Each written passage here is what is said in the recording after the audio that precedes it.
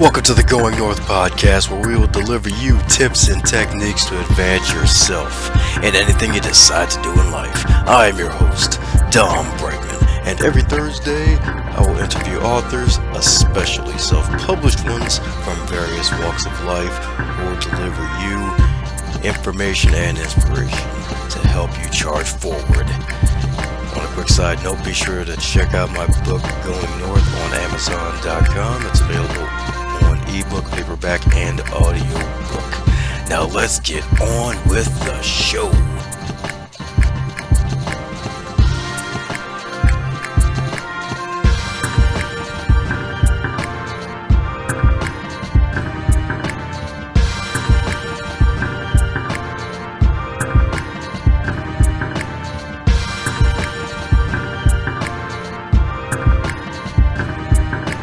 Today of the Going North podcast, we have, you guessed it, another author, but not just any author.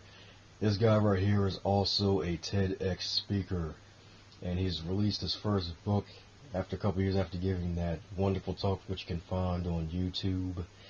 And not only that, he's also a John Maxwell coach, and he is a United States Marine Corps officer who has spent over 22 years in the Marines. So we got a decorated man on this episode right here.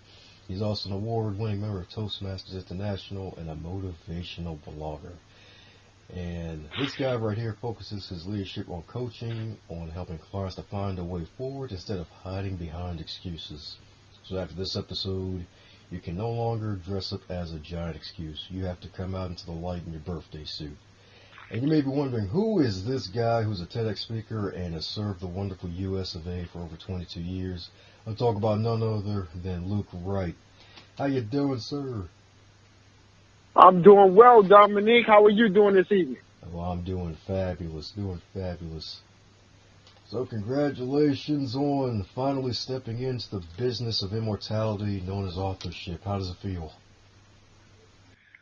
Wow, it feels great, especially being able to follow behind you and your book as you use those words, immortality. It's an awesome feeling to know that you're able to touch individuals in other countries, in other states, even when you're not in the room, and you're able to leave behind a legacy that they can hand off to their kids. I can hand off to my kids, either in electronic form or paper form. They can always reach into their iPads or on a shelf and take out something that you left behind. Oh yeah, baby, that's right. So there might be an audio version of The Right Thought on Amazon soon, maybe. Yes, you're definitely working on that. Woohoo! That's right. We get to have the drill sergeant in our freaking cars, baby, while we're running. Be like, yeah, man, you want mile number 9. You can't find an excuse. You got to find a way to get mile number 10. It's freaking great. That's right. Don't find an excuse. Find a way. Yeah, I love that phrase. So let's backtrack a little bit. So, mind telling us a bit about yourself and how you came to join the Marines? Wow, how I came to join the Marines. Well, born and raised in Baltimore, huge fan of my hometown. I'm a big Ravens fan, a fan of the people of Baltimore. I love downtown Baltimore, Lexington Market, Camden Yards, M&T Stadium. Went to all public schools, Cross Country Elementary, Falstaff Middle School, and the Baltimore Polytechnic Institute on Cold Spring in Baltimore, the best high school in the state of Maryland. Growing up in Baltimore, I didn't focus on going into the military. The Marine Corps was not my first option. I actually graduated from Poly and then went on to Towson State. And I spent a semester at Towson and realized that, hey, I didn't have enough money to continue staying there and on campus. After my semester, my dad put me in CCB, Baltimore Community College.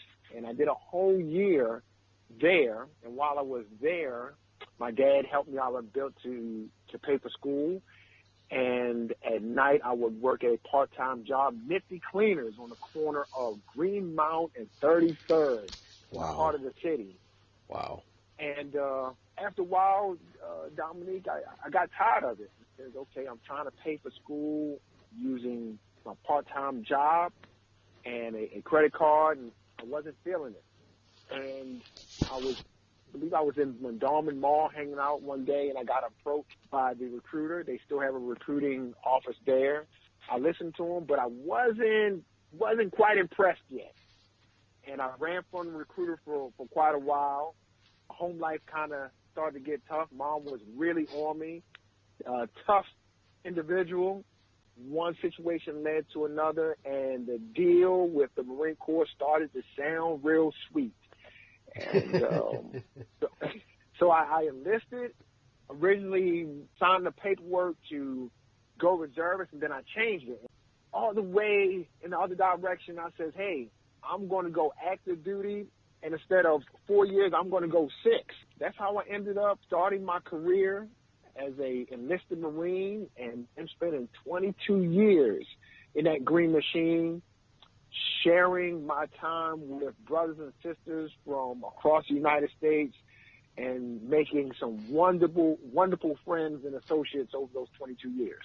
That is awesome indeed. You go in expecting to stay for a little while, for 6 years, and then it turned into 22, all because you had to leave one drill sergeant for another, right? Yeah, I'm telling you, that's a good way to put it, because my mom, she's kind of mellowed out.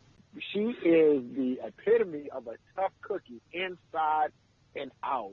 I love her for the tough upbringing, and I respect her for it. There were some tough times, some tough trials and tribulations, but she prepared me well. And prepared you well indeed. I mean, a lot of folks want to get on TED. A lot of folks want to write their own books and motivate the masses, especially the youth, and you're doing it. It's awesome. And also, thank you for your service, by the way. I don't think I said that yet. I've got to always thank you. Thank the folks. I appreciate that. So you spent 22 years in the Marine Corps, and you just travel the world. And I like, especially in the book on the Wright, you talk about your trip to Mount Fuji, which was amazing. Wow, yes, that was quite an experience, Dom, being able to climb Mount Fuji. I'd never climbed a mountain.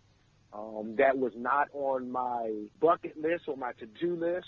But during that time we were on Camp Fuji, deployed to Japan, and they said, hey, there's an opportunity for us to go as a unit to climb Mount Fuji. And many Marines signed up for it, and I said, hey, I'm going to do this, because there was not much to do on the base at the time. And it was quite an adventure. We started off, took I think it was a yellow school bus or a white school bus from the base to the base of Mount Fuji. And when we started off, Dom, I was in shorts and a black and green Adidas jacket that I had a gentleman had given me, who I think worked for Adidas when we were at another event overseas. And so I had on the shorts, I had on my boots, I had on a jacket, and we started to climb, and I think the jacket maybe had started off around my waist. And as we climbed, Dominique, it started to get cold. I mean, frigid, where the jacket went from around my waist, I think, to on my body, and then I found some other piece of garment that I wrapped around my head. Going up Mount Fuji, it was amazing to me that they had stops, where you could stop, and there were small restaurants built in the mountain where you could stop and get a hot cup of soup or some tea. We also had sticks, these very sturdy wooden sticks, and at each stop, you could get your stick stamped with a stamp in Japanese that indicated that you had made it to a certain marked point going up the mountain. And we got to a point where it started to snow. I was like, oh my goodness, man. We started out and it was warm, then it got cold, now it's snowing. It got to the point to where I couldn't see the person that was traveling a short distance in front of me. And we finally got to a point, Dom, and I still have the picture, and I did post it on Facebook. I can go back and repost it. And we were standing at a certain height, and this might have been at the very top of Mount Fuji, and we were literally above the clouds. And it reminds me of a Gangstar song with, I think, the Jizza from the Wu-Tang Clan, right? I believe the hook is above the clouds. Oh, and I was standing there with my good, yeah, you remember it now. Yep. So we're standing on the mountain, literally looking down into the clouds. And I'm standing there with my great friend, Roy Minor.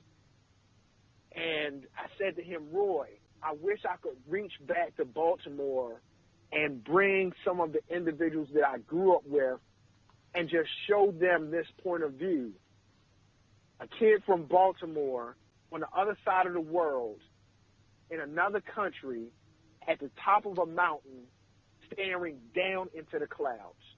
And it was so amazing to me because a lot of the young people that grow up in the inner city, and sometimes in the country too, you never leave your perimeter. You may not leave that metropolitan area. You may not go past the bus route. There are kids that grow up in Maryland and never go to D.C., and there are kids that grow up in D.C. and never go into Baltimore. And I was like, man, in my mid-20s, I went from enlisted to officer, and I'm standing above the clouds. And it was just so amazing to me. And I will treasure that moment until the last breath in my body leaves me. Great story indeed, because when I got to that page and you said you had shorts on, I'm like, okay. My man's going full motivational speaker. He's like, yeah, man, if you can't climb this mountain in shorts, then you can't breathe. It's like that. I was tested that day. I'm telling you.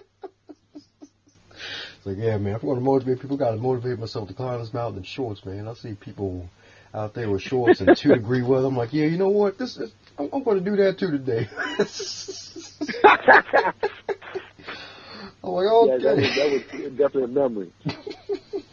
But yeah, you did bring up some valid points, especially the fact about how folks, they just never move beyond a certain perimeter. I mean, they're born in the inner city, heck, even probably born in the woods or somewhere out in the country somewhere, and they never go anywhere else. It's like no place like home. They take that phrase to heart, and they like never leave home per se, not just the walls, but just their own hometown, and they know everybody, and they're the same friend for 75 years, and they're only 50 years old. So I mean, it's very true, and it's amazing for you just to go out there and then just not only climb a mountain, but to be able to come back and live to tell the tale about it. Because I'm pretty sure my man was freezing with the shorts on. Oh yeah, you know, I'm not a stocky guy, so at that time I was probably, maybe 145 or whatever. So the wind was blowing right through me.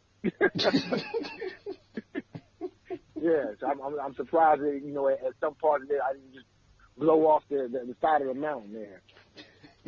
It's like, don't find excuse, find a way for me to land safely. But, you know, Dominique, you mentioned, you know, people being fearful of leaving their comfort zone. And everybody wants to be successful. In order to be successful, you have to be able to leave that comfort zone, whether that comfort zone is your room, whether that comfort zone is your hometown, whether that comfort zone is your current job, or relationship. And so many times there's a couple things that prevent people from really leaving their comfort zone, Dominique. And one thing is fear, right? Fear of the unknown. What may happen if I leave? You know, I may fail. And that fear freezes them in their current footsteps and cause them to stay in a situation that they may not be happy in. Cause them to stay in a situation that is not related to their passion or purpose. cause them to stay in a situation that they may have seen repeated in their family, in their father's life or their mother's life. So number one, you have fear.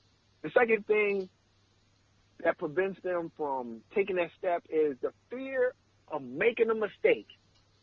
You know, we want things to be just right. We want things to be perfect. You know, it has to be just right before I start this business. It has to be just right before I leave this situation. It has to be just the right weather before I take that risk. Well, the perfect time never comes. You know, Dominique, it's never there. It's never going to be exactly 77 degrees on the day that you want it to be.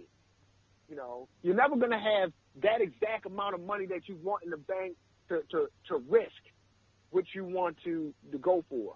So you got fear and you got mistakes. And then the third thing is other people's opinion. We're always thinking about what that other person is going to think about us. Well, what's my mom going to think? Is my mom going to approve? Is Big Mama, is Grandmama going to approve of me doing this? Is the church going to approve of me doing this? What are my friends on Instagram, Facebook, or Twitter going to say? And when you think about the approval that you may or may not get, he says, wow, I can't risk people criticizing me. I can't risk people talking about me. I can't risk people not approving me. I can't risk people not giving me enough likes. So in fear of not getting that approval from other people's opinions, perspectives, and points of view, we'd rather stay where we are. But in order to leave our comfort zone, to get in our success zone, we really have to accept that we can make a step in courage but still be scared. We have to understand that we're going to make mistakes, and mistakes are part of the ingredients of success. If you were to cook up and your grandma was to write out a recipe for success, the ingredients would include failing a couple times, making mistakes. So we have to understand that fear is natural, that we're going to make mistakes as part of the success process. And lastly, people are going to talk about you, Dominique. Somebody's talking about me right now. Yeah. Somebody may be talking about you right now. You're right. And people are talking now. They talk when we're asleep. They talk when we're at work. They're talking while we're alive, and they're going to surely talk about us when we're gone from this earth. So we cannot allow other people's opinions, mistakes, or fear to prevent us from going from our comfort zone to our success zone, where we truly empower ourselves to grow. Powerful words indeed. Funny thing is, that was actually, well, at least some of that was part of what I've read in your book today, is like, in one of your right thoughts, which I agree with fully, let people talk. It's like, they're going to talk about you, they're going to talk about themselves, they're going to talk about their friends, they're going to talk regardless, whether you alive, dead, whether you in their face or not, they're going to talk about you regardless. So you might as well go ahead and take action and not wait for all the lights to turn green. It's like you start the journey, it's like you give it the one green light, and then the next light turns red, then you make a U-turn, and then you keep doing it every time the red light comes out. So that is great indeed. And especially the success cake. That should probably be like a blog article in the future, like the cake of success, so a few mistakes and some hard work and things like that. Yeah, that is a great idea. I probably do have a blog like that. I've done a lot of blogs. You can get my blog is lukemotivates.blogspot.com. But you said something very interesting there, Dominique, and you talked about the green light, red light, waiting to go. And in my perspective, and you probably think the same thing, Dominique, that when you were conceived and birthed, brought into this world by your mom, that was the green light. That was the green light to go. You know, the green light is not your professor or teacher saying that you're good enough or not good enough. The green light is not the degree that you may or might not get. The green light is not the promotion that you're waiting on. The green light is not the opinion of everyone else in your circle or outside of your circle. The green light is when we enter this earth, because I truly believe each one of us is here for a purpose. We're on a mission to add value to ourselves, to grow so we can add value to others in this life. So I would love people to take away the message from this podcast that you already have the green light. You already have the green light. You got that green light on your birthday. You got that green light on the day that you arrived into your parents' life, the day that you came into this world. So if you want to check and say, hey, when did I get my green light? Pull that birth certificate out and look at that date and time, and that's when you got the green light. Don't wait on someone's opinion. Don't wait on somebody's approval. Go for it. You don't need somebody else's permission to go for your dreams. Just go. Just like you did with your book. Just go. Go north. Yeah, man. Just got to learn to ship, because done is better than perfect in most cases these days. So writing your book and finally putting it out, what trials did you have to overcome? Oh, wow. Challenges that I had to overcome with the book, one being wanting the book to be perfect, and I think a lot of authors go through that. It's like, do I need another chapter?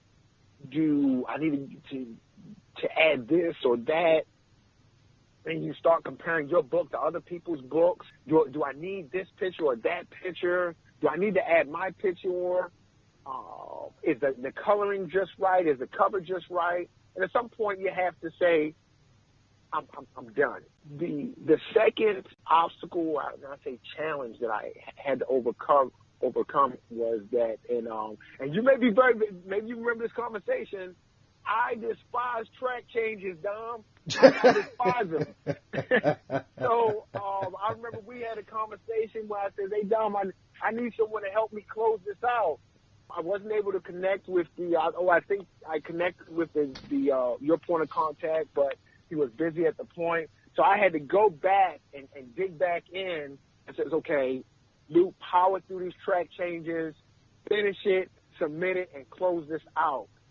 So I had to deal with my impatience and my issues of not liking track changes to get it done.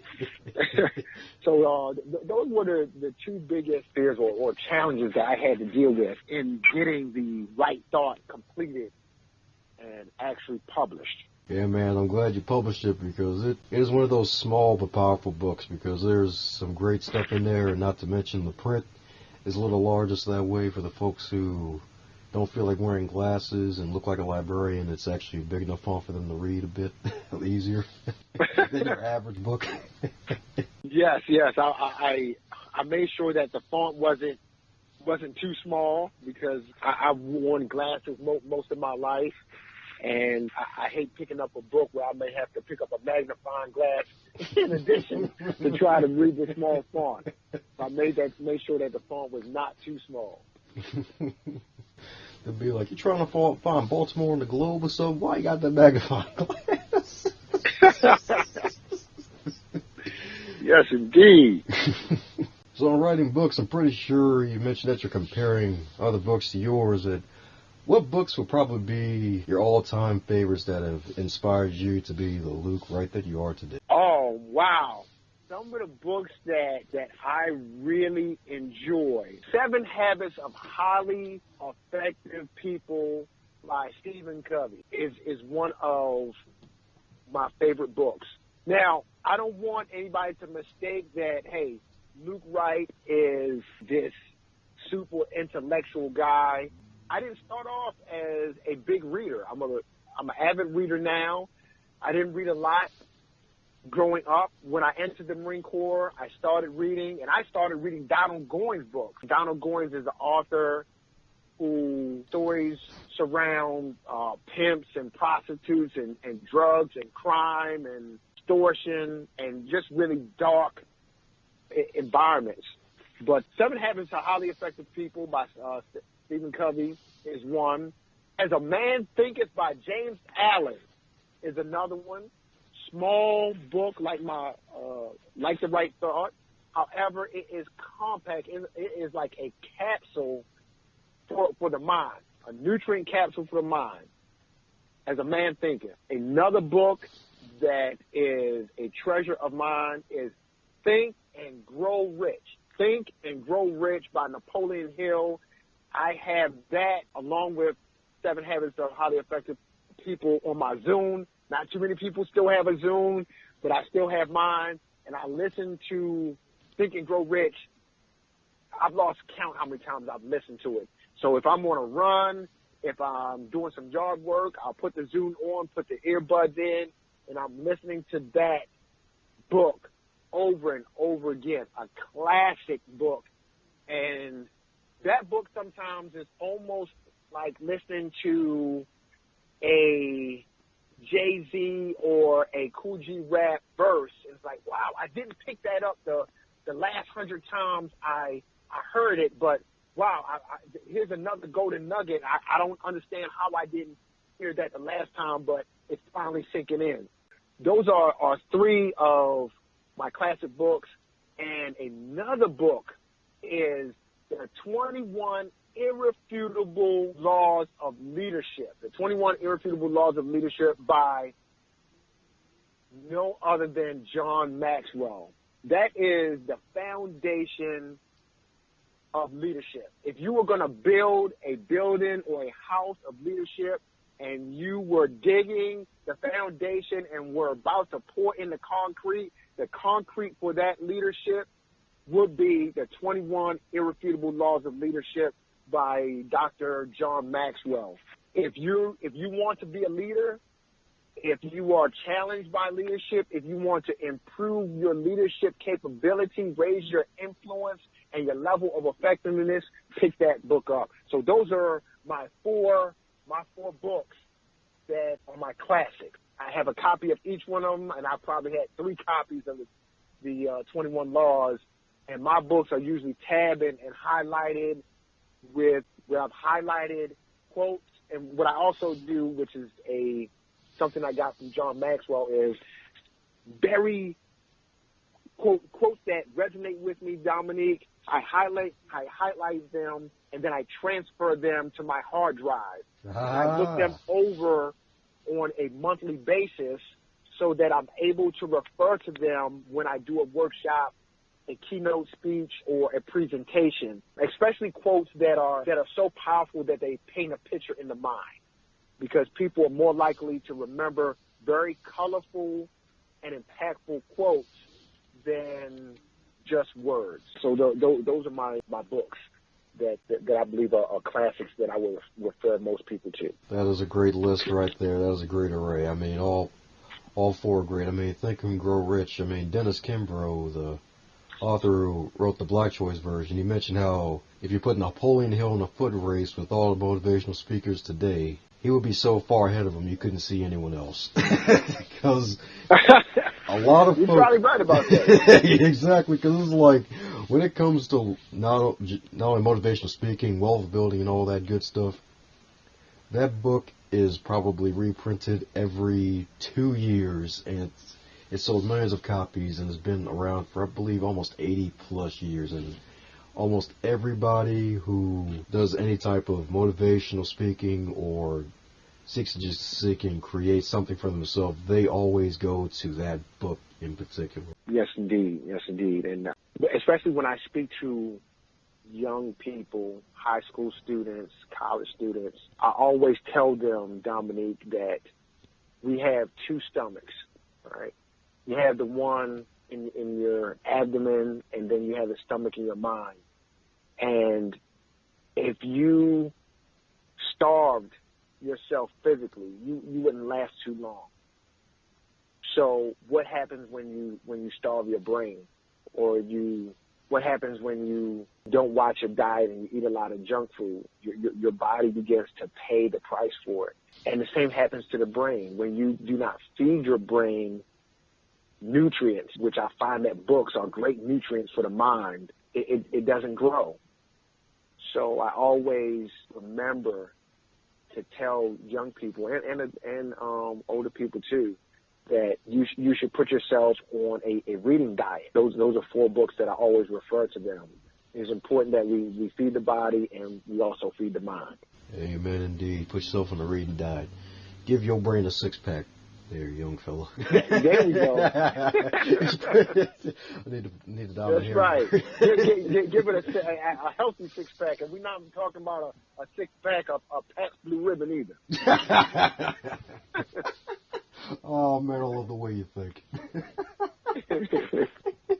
Yeah, give it that, you know, the abdomen looking six-pack, a strong looking six-pack.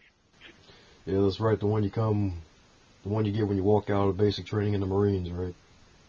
There we go. That one that you would be proud to walk on the beach with. That's right. Putting the guys to shame and making them put blindfolds over the wives' eyes. Yeah, there we go. Oh man, here comes that's the.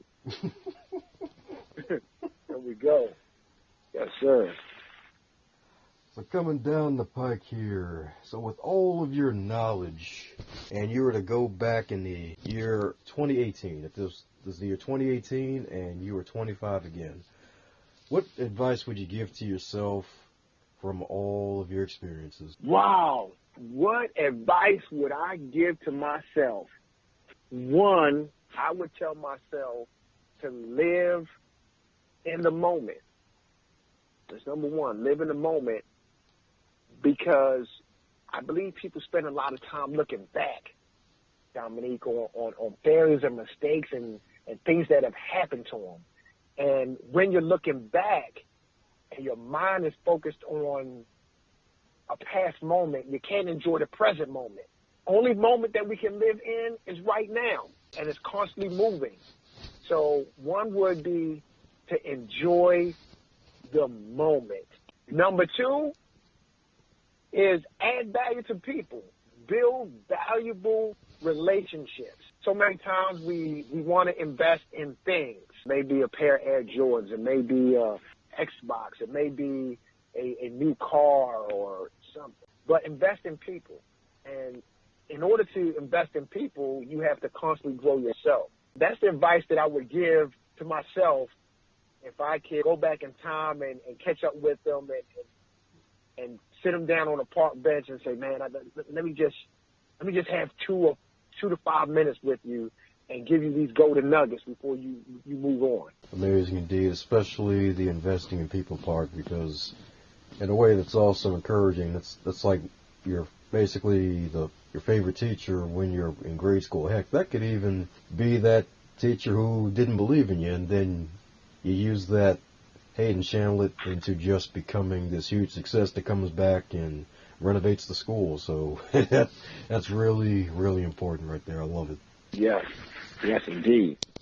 For the folks who listen to the podcast, they want to hear some more goodness and keep up with what you're doing, how can they get in touch with you? Wow. I'm glad you asked that. The way to get in touch with me, you can reach me several ways. I am on Facebook under Luke Wright. I also have a fan page, Luke Wright, Motivational Speaker. I'm on Twitter under Luke_Motivate. Also on Instagram, the same way. You can reach out to me via my blog, lukemotivates.blogspot.com, or catch me if you can at one of my events. 2018, October 2018, we have a cruise. Put your dream to the test. We are leaving from Miami, Florida on October 21st, and we are going to Honduras, Belize, and Mexico and back to Miami. And the cruise is called Put Your Dream to the Test. It's an opportunity for you to meet and greet and connect with me and a whole host of John Maxwell coaches, trainers, and speakers. And the Put Your Dream to the Test cruise, Dominique, is all about those people that have a dream or goal, a big dream that they want to accomplish, and they want to get away from the rat race and the distraction for a little bit, for a whole week, and come on the ship and join us for a one-day workshop. Enjoy a one-day workshop where they can build their strategy to bring their dream to fruition. And not only do you have that one-day workshop, you have several breakout sessions where we have a deep dive into those sections of Put Your Dream to the Test. Along with that, we're going to have one-on-one coaching sessions where individuals that come on a cruise for the Put Your Dreams to the Test cruise, can sit down one-on-one with a coach and discuss their dream. The icing on the cake is then we're going to have excursions that the team members, the coaches, trainers, and speakers will be involved in. Maybe it's going to be ziplining or some other event that we're going to participate in when we hit Honduras, Belize, and Mexico. So those are the ways that you can connect with me: Instagram, Facebook, Twitter, by email. Or if all else fails, reach out to Dominique Brighton, and I'm sure he can get in contact with me and link me up with you. That's right, because if they want to put all their excuses in a big old box and give it to Luke, he'll take it and burn the box up. Because you won't have no more excuses. That's right. No more excuses, man. Don't find an excuse, find a way. Because your excuses, your fears, and your procrastination will never give you permission to be great. That's right. And if you want to be greater, go ahead and pick up 15 copies of The Right Thought and make sure you give it out the left way to about all the people you see. Be like, hey, man, this is a book for you. I'm a woman. That's right. That's right. Amazon. That's right. Pick up the book. It's on Amazon. You can get it through Barnes & Nobles, also in Kindle and paperback. If you reach out to me through PayPal, I can send you a signed copy, signed autographed copy of the book, The Right Thought. It is packed full of golden nuggets of growth to take you from your excuse, take you away from your procrastination, take you away from your fears, take you out of your comfort zone, and put you on a journey to your success zone. Love it. I know my man's feeling great now. Yes, indeed. We are pumped up, man. I definitely enjoyed this podcast with you, Dominique, doing your thing. I encourage people to go out and get Dom's book. Tell them, Dom, what is the name of your book, sir? None other than Going North, Tips and Techniques to Advance Yourself. And one of those tips, that's right, one of the tips is to pick up 3 books and read them and implement some of the strategies in them. So there's been a lot of guests on the shows, and that's more than 3 books. So you can pick up a bunch of books, including mine, and then implement all the strategies. You'll probably be bloated with knowledge, but in a good way. You'll even have a 10-pack of abs on your brain. It'll be great.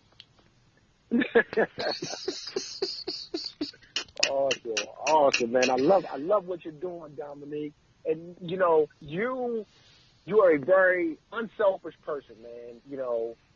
Encouraging me to finish my book, and then continuously adding value to other authors and speakers, bringing them on your podcast to share their thoughts, experiences, and wisdoms with others. And we truly thank you for what you're doing.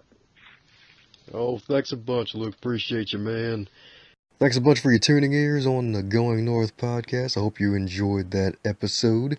Be sure to, once again, check out my book, Going North, on Amazon.com and CreateSpace.com. And if you'd like, feel free to follow me on social media at Twitter, Facebook, and Instagram, all at Dom Brightman, YouTube at Dom Brightman, and if you want to connect on LinkedIn as well, I am there at Dom Brightman as well.